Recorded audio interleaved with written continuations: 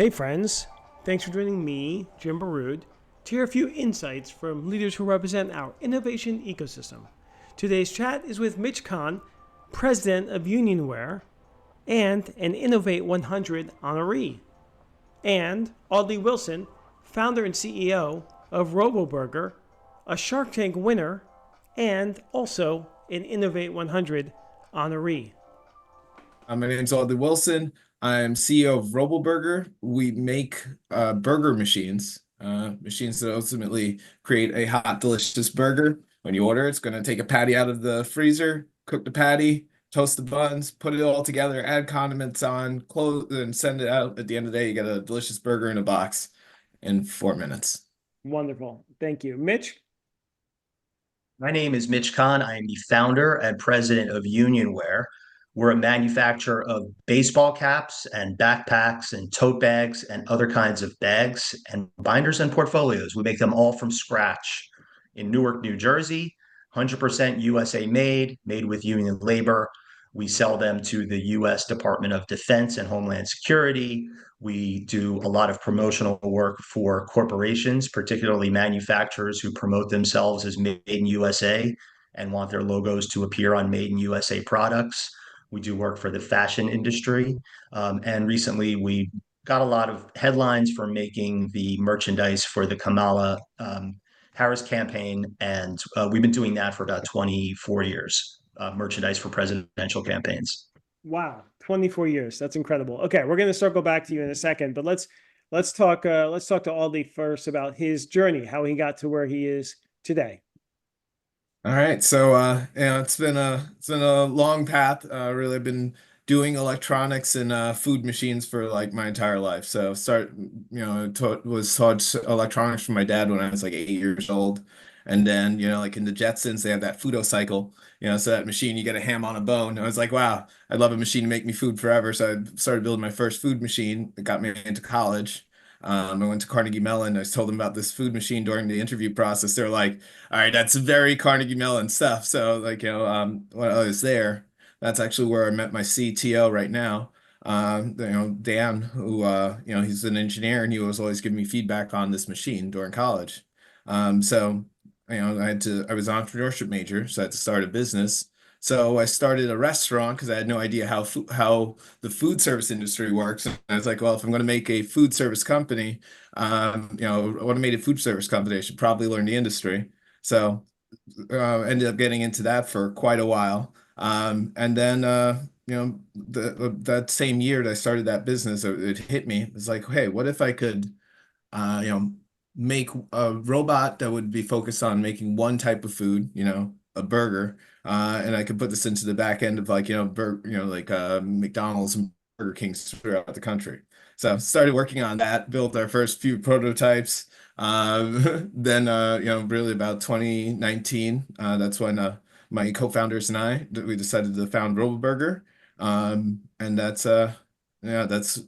really in brief where we came up with the idea, when we were able to raise millions of dollars to really bring this to market, and now we're working with some pretty big names in the industry. Great. And I'll circle back to you to learn where you're at now and what your vision is. And Carnegie Mellon is a great school and they have a great entrepreneurship program.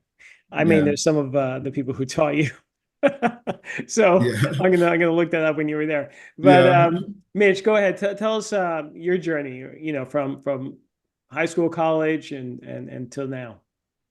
All right, so I'm a Jersey kid, Mendham High School, went to University of Pennsylvania and graduated from Wharton.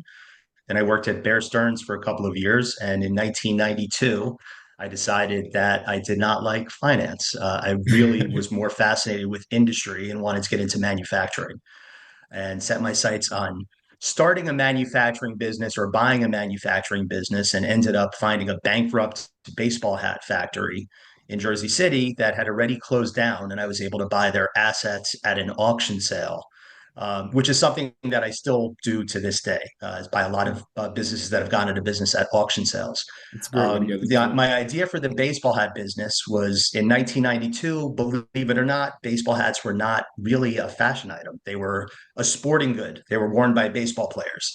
And we had just started to see baseball hats with logos that were not sports teams on them, like a pot leaf that Snoop Dogg wore, or a Malcolm X logo for the X movie. And my idea was to go to the fashion businesses and sell them on making baseball hats, which we did, and very quickly got big orders from Ralph Lauren and Izod and Gant and Nordstrom's. And that lasted all about 2 years. When NAFTA went into effect, our business immediately went first to Mexico and then overseas.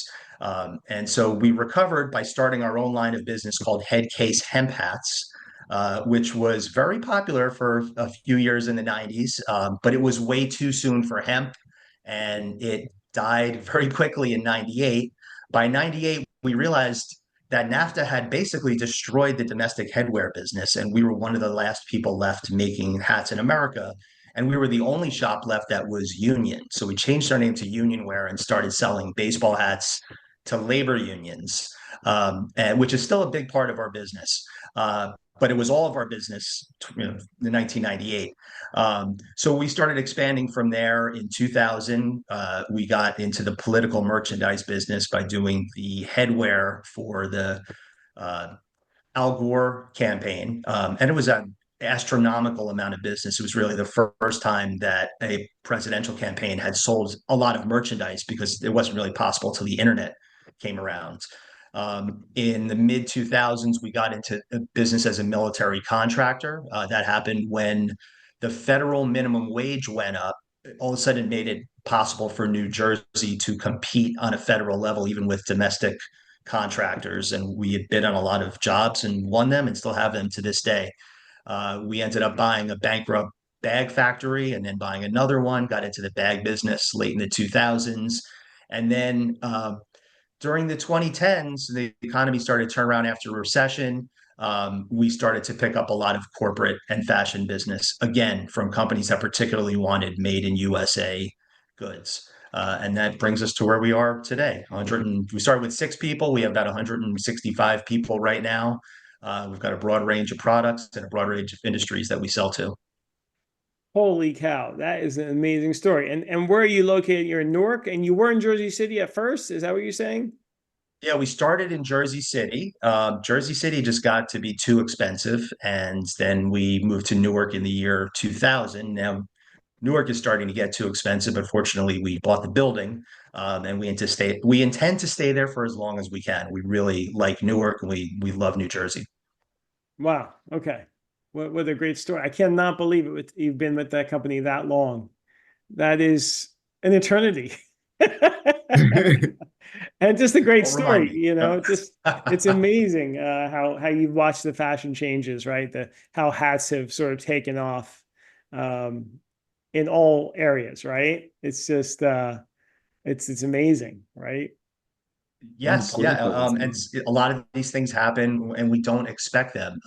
One thing we didn't expect to happen over the last, say, 6 years is that hats are now routinely considered a $45 or $55 retail item. 7 years ago, it would be absurd for someone to charge more than $20 for a baseball hat, except maybe at a Yankee Stadium or at a concert.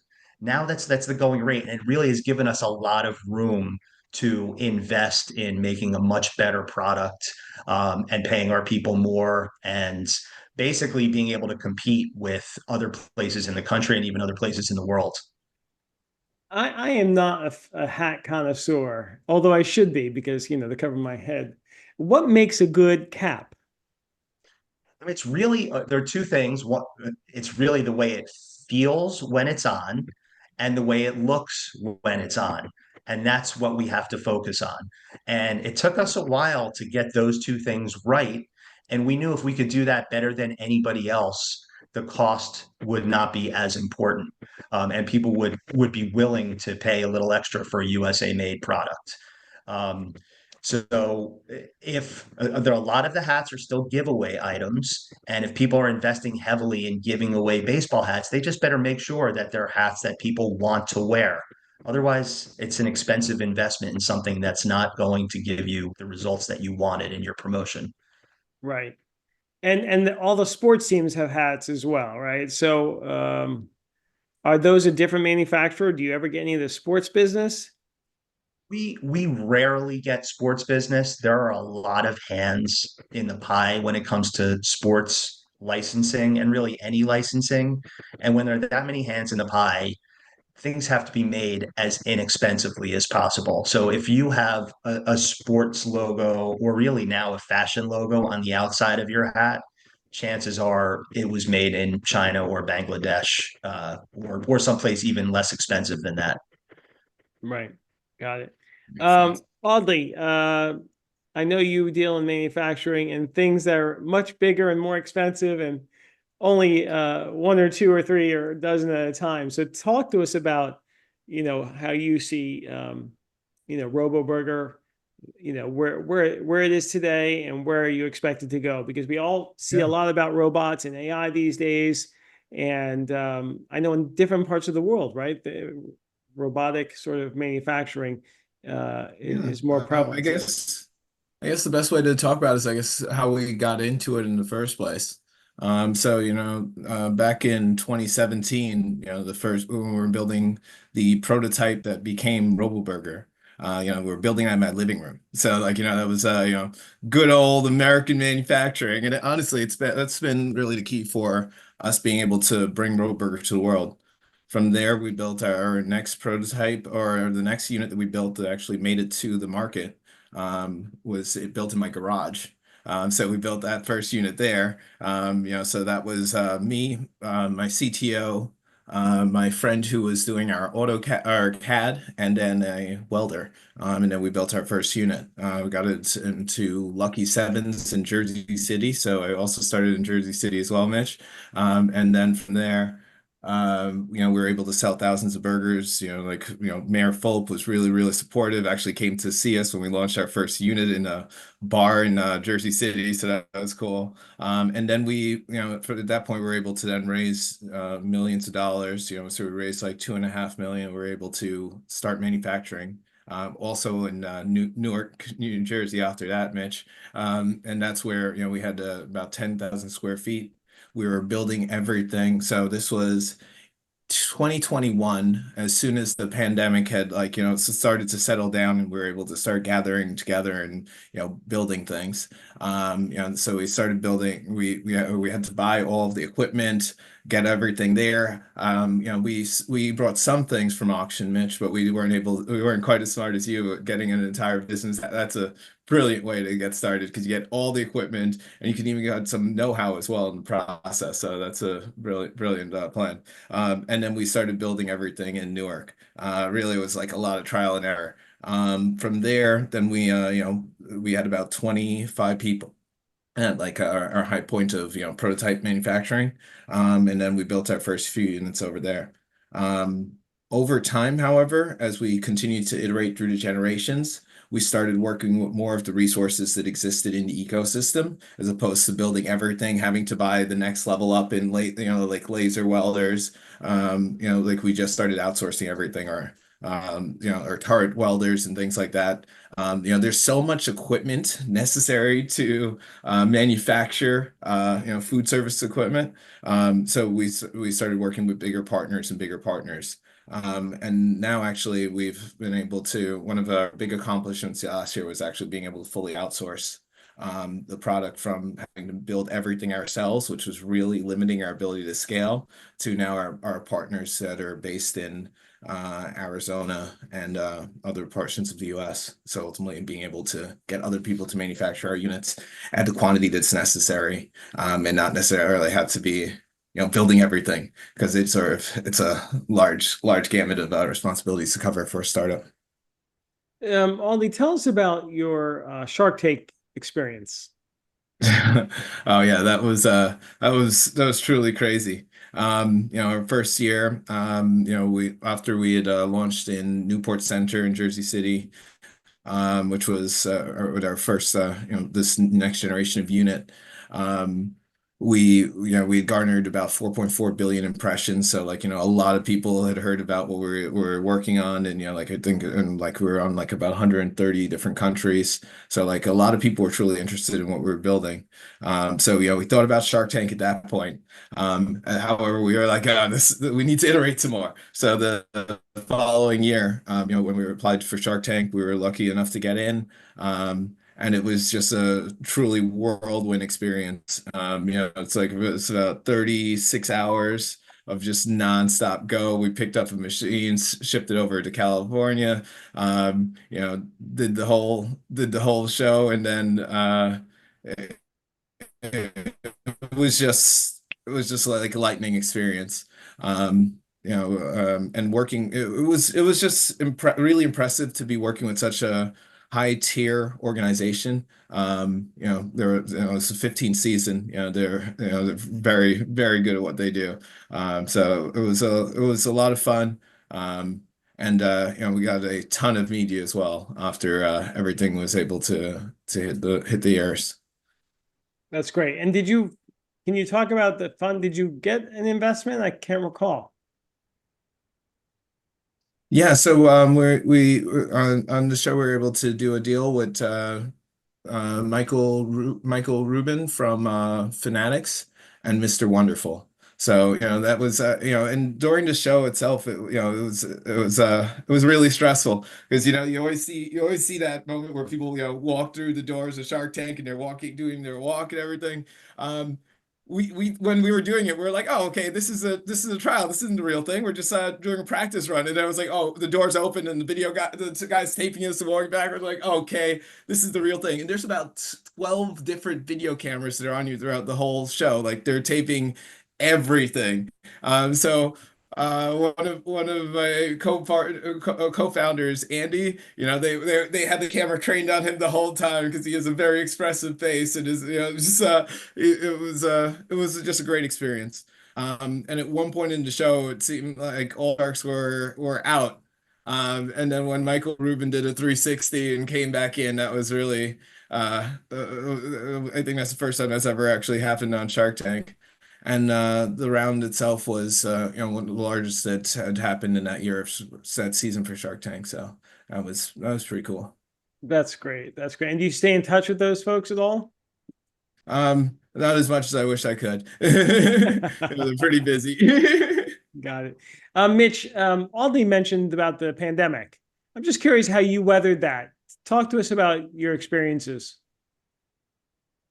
So it was actually in the middle of a presidential election. And think back to March or February of 2020, there were about 25 Democratic candidates at that point, and we were making merch for all of them. We were on our way to an incredible year.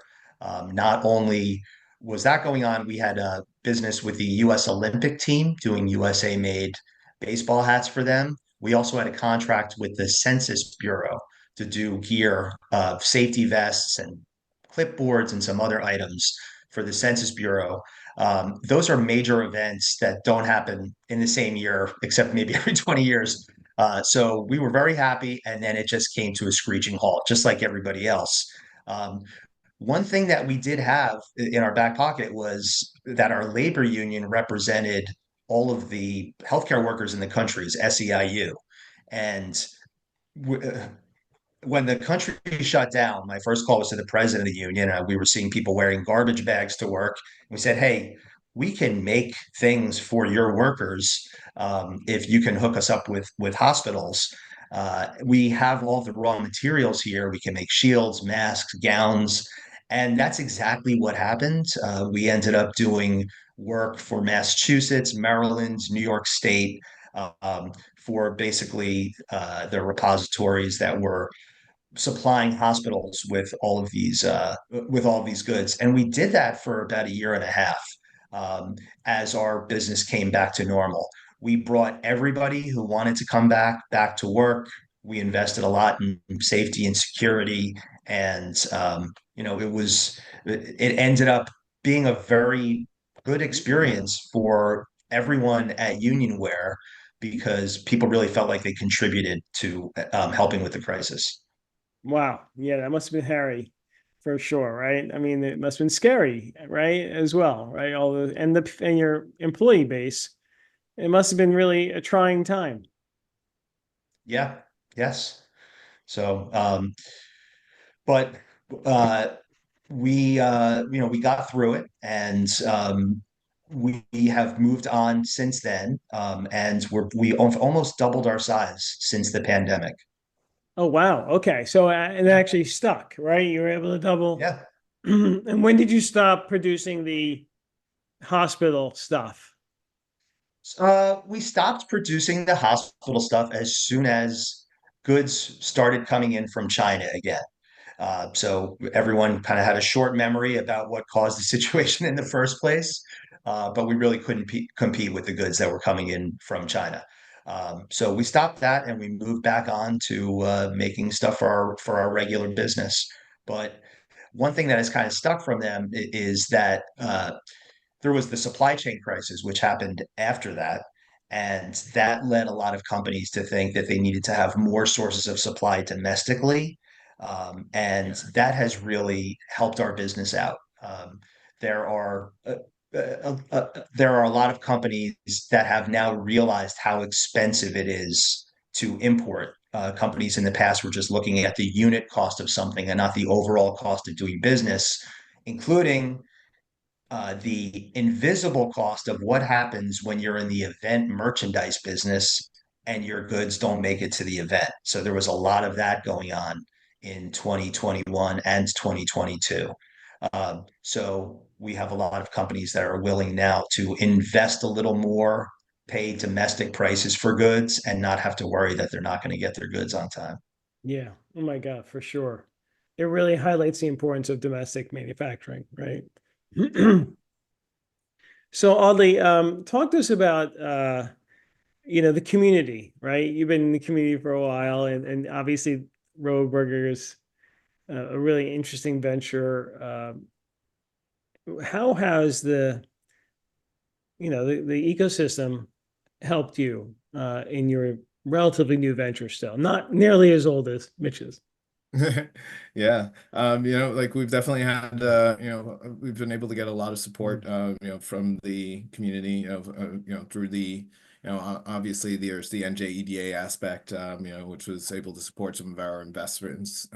We've raised a bit of capital. So, that was the angel tax credit has been able to, lessen the load on some of our investors, which has been great. We're about to benefit from the NJNOL, the net operating loss. We invested quite a bit of capital to create this technology, so that's been great. So we're extremely excited about that. But ever since we started, back in when I was literally still in my garage, we were really lucky because we were able to get the support of Ernst& Young's Entrepreneur Access Network, which is a group it's to support entrepreneurs that are trying to get access to capital so that way they'll be able to build their business, that are minorities in the community. So that's been amazing. I've been able to be part of the New Jersey chapter since the first cohort. And then ever since then, we've been able to get some support as well from Fiserv, which has really taken us under the wing. We're in actually one of their locations in Berkeley Heights, Fiserv Innovation Center. So it's been great, and I'd really encourage any entrepreneurs to try to get as much community support and endorsement as they can, because it will really help to scale their business, especially at the early points. Yeah, for sure, especially corporate support to complement sort of some of the governmental support, right? Mitch, how about you? So we have been very involved in a number of organizations and worked with a number of local organizations that have helped make our business what it is today. Um, NRBP is Newark Regional Business Partnership. That's opened a lot of doors in Newark. We're a relatively small business. They have a lot of relatively huge businesses that are very involved in this. So we have access to really major Fortune 500 companies and universities. James, that's how I met you actually, was at an NRBP event.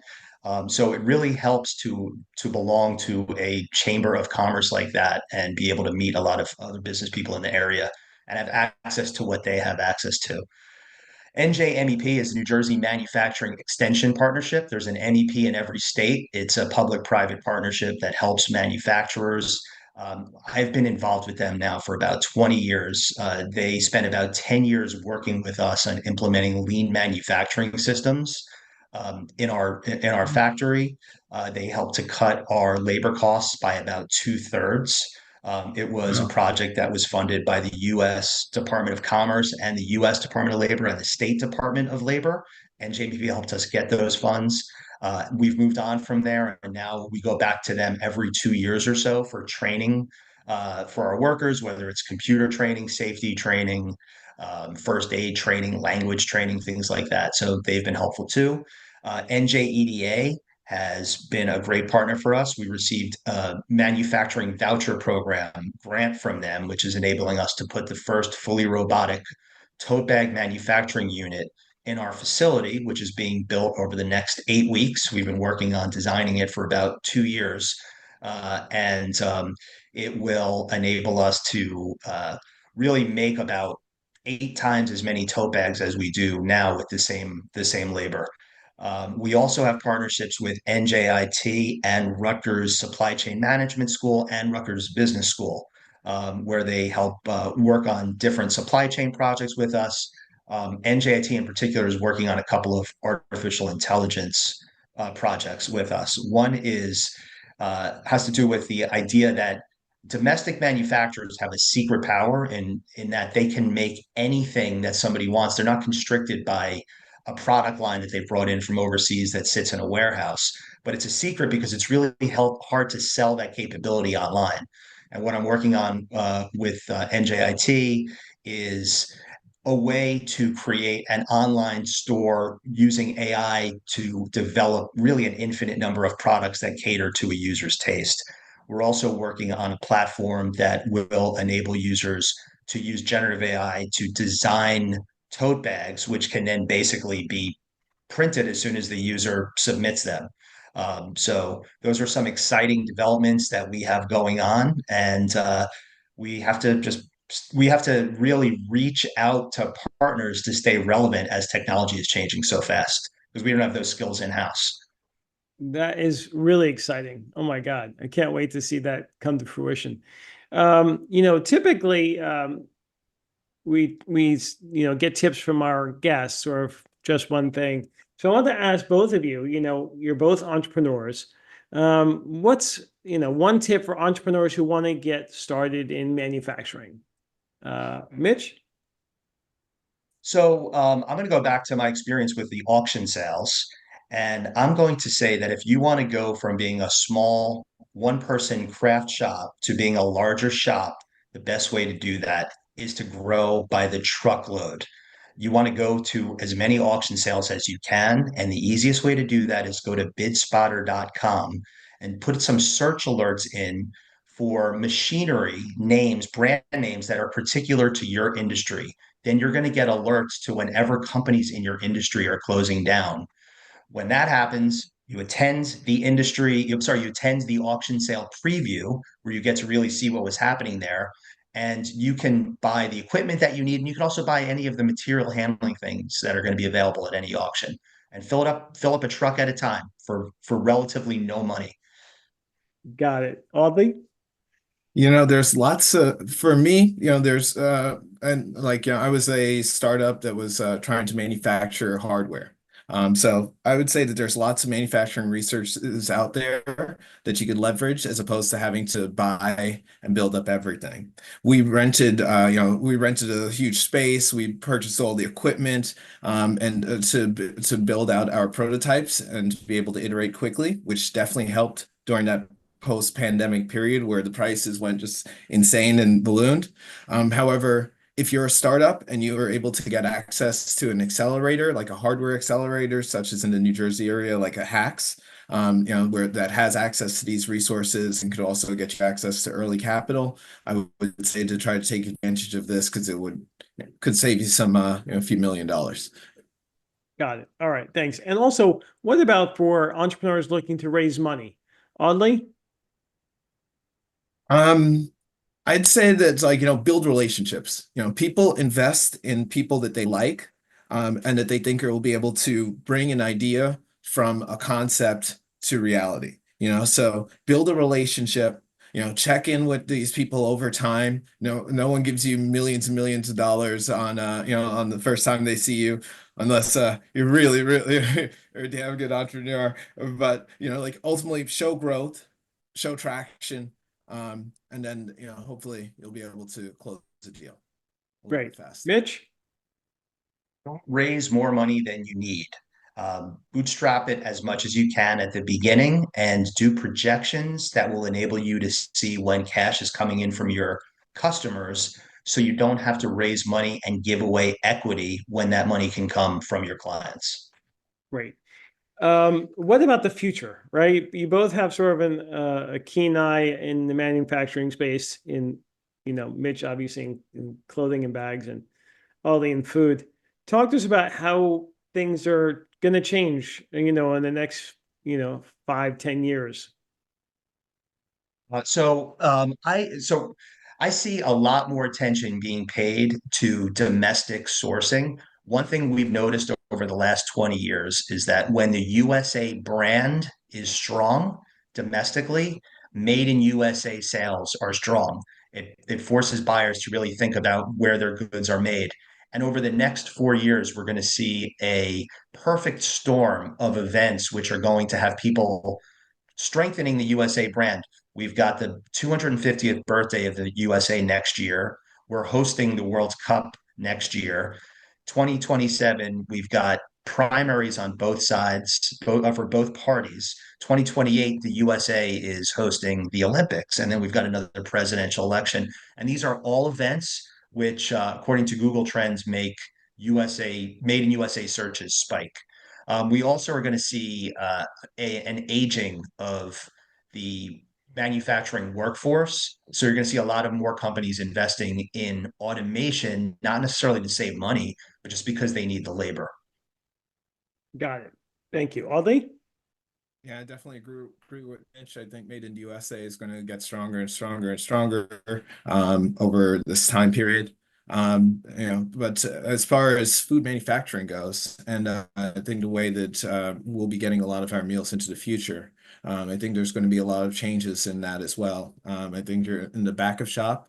There's going to be a lot of major brands starting to move towards automated food and other ways that they'll be able to really deal with the labor crisis, which has been impacting the restaurant industry for the last for forever. Like when I think of the cost of minimum wage, what it used to be back when I had my first restaurant versus now, it really takes a lot of the cash flow out of the operator to the point that it's almost not even viable to operate. So I think more and more operators will be shifting towards automation, and hopefully that's a trend that we'll be able to benefit from. Got it. All right. This has been a really fascinating conversation. I want to thank both of you. But before we end, we typically ask, our guests for a poem or quote, a saying that's important to them. So let's start with you, Aldi. Go ahead. I guess my saying is pretty simple. That I say pretty often. Through the mud and the blood, to the great green fields beyond, which is a old British tank battalion motto. But just do all the hard work to get to those green fields beyond. So Great. always worth it. Thank you. Mitch? My favorite saying is attributed to Branch Rickey, who was a baseball executive in the 1950s, and it is luck is the residue of design. Love it. Love it. Obviously, that's helped you over the years too, right? Yes, yes. But we know we're only going to be lucky if we spend a lot of time planning for that luck and making sure we're ready for it when it happens. For sure. Great way to end. Thank you, both of you. Much success going forward. Thanks for joining us. I hope you enjoyed the show. Please like it, leave a review, and subscribe. See you soon.